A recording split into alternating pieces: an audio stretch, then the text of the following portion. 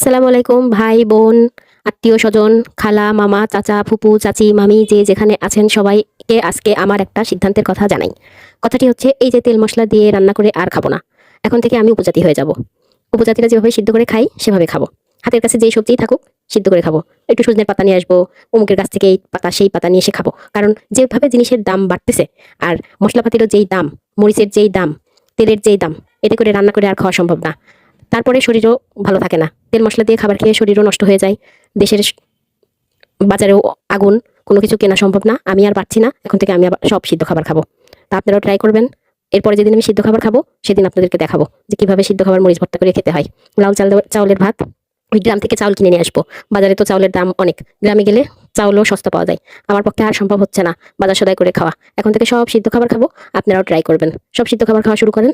দেশ দেশের খরচ কমবে, দেশের উন্নতি হবে, নিজের স্বাস্থ্য শরীরের উন্নতি হবে। ঠিক আছে?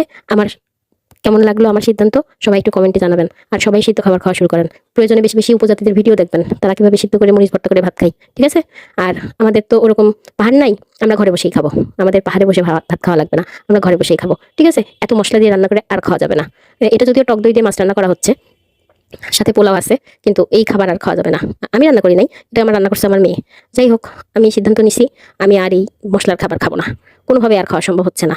তেলও কিনা সম্ভব হচ্ছে না, অনেক দাম। তেল মশলার প্রচুর দাম, প্রচুর দাম। এত দামের মধ্যে খাবার খেয়ে বেঁচে থাকাই অসম্ভব। এই জন্য সিদ্ধ খাবার খাবো, ভালো থাকবো।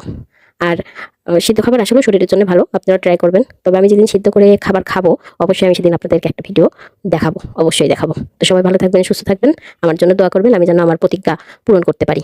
সবাইকে ধন্যবাদ। আসসালামু আলাইকুম। ভিডিওটা যদি ভালো লাগে লাইক কমেন্ট শেয়ার করে আমাকে সাপোর্ট করবেন।